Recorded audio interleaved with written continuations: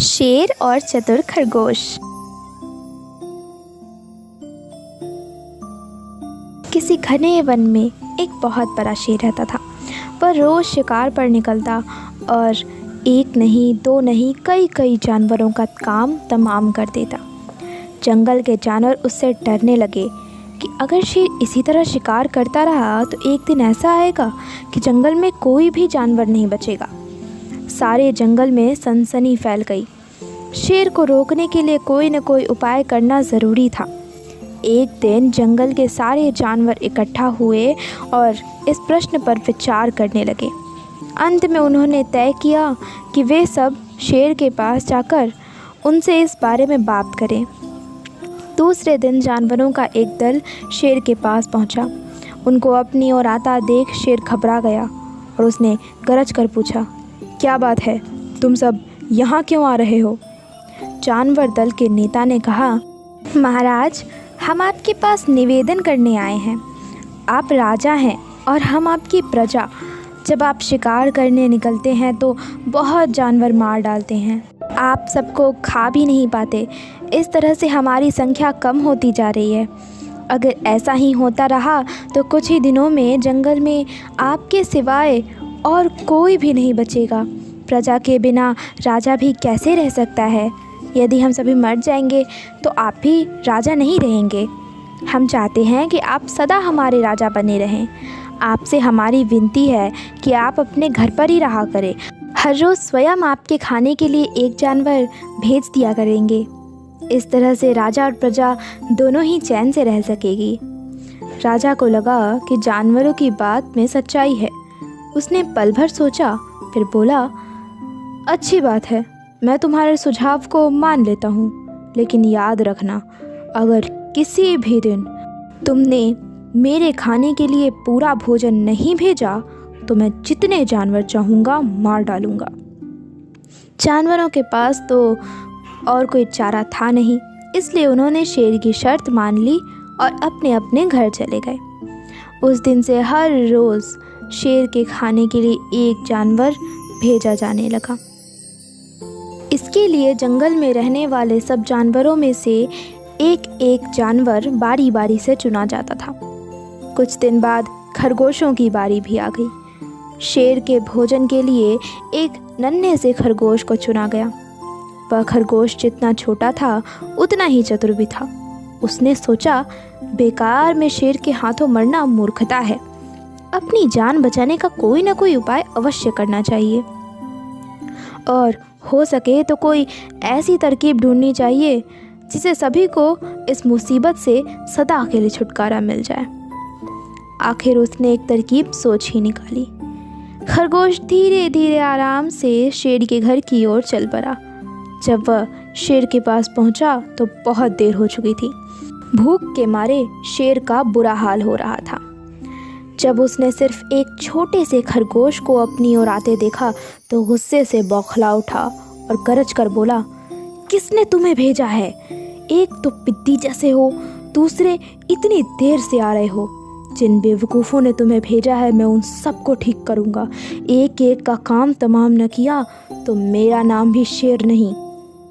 नन्हे खरगोश ने आदर से ज़मीन तक झुककर कहा, महाराज, अगर आप कृपा करके मेरी बात सुन लें तो मुझे या और जानवरों को दोष नहीं देंगे।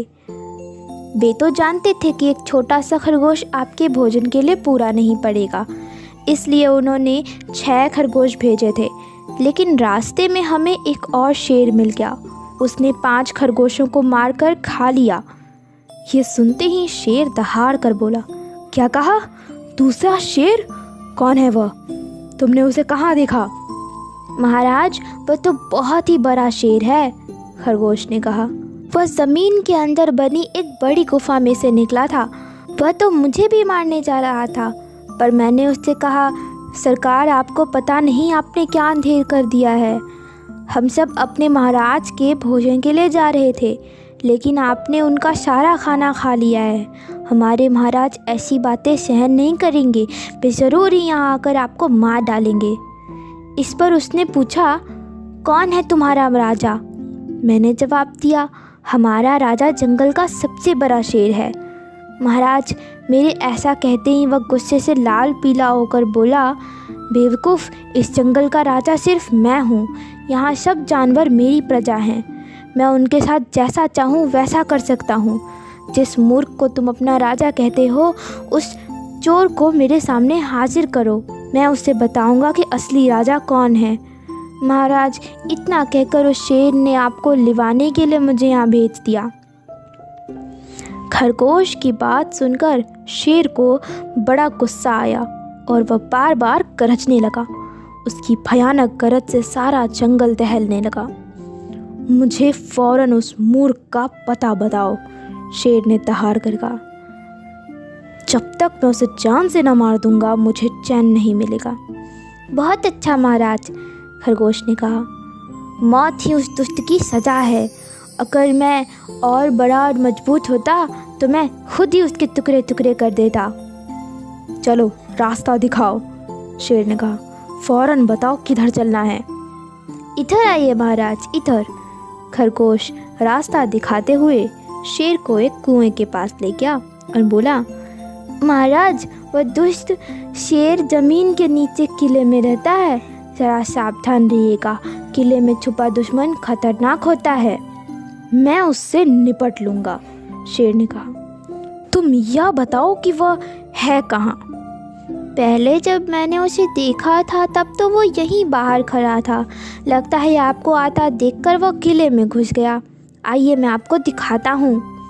खरगोश ने कुएं के नज़दीक आकर शेर से अंदर झांकने के लिए कहा। शेर ने कुएं के अंदर झांका तो उसे कुएं के पानी में अपनी परछाई दिखाई दी। परछाई को देखकर शेर ज़ोर से दहाड़ा। कुएं के अंदर से आती हुई अपनी दहाड़ने की गूंज सुनकर उसने समझा कि दूसरा शेर भी दहाड़ रहा है। दुश्मन को तुरंत मार डालने के इरादे से वह फौरन कुएं में कूद पड़ा।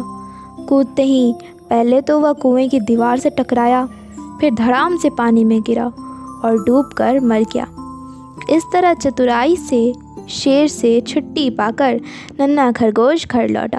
उसने जंगल के जानवरों को शेर के मारे जाने की कहानी सुनाई। दुश्मन के मारे जाने की खबर से सारे जंगल में खुशी फैल गई। जंगल के सभी जानवर खरगोश की जय जयकार करने लगे। इस कहानी से हमें ये सीख मिलती है कि घोर संकट की परिस्थिति में भी हमें सूझबूझ और चतुराई से काम लेना चाहिए और आखिरी दम तक प्रयास करना चाहिए। सूझबूझ और चतुराई से काम लेकर हम भयंकर संकट से उबर सकते हैं और बड़े से बड़े शक्तिशाली शत्रु को भी पराजित कर सकते हैं।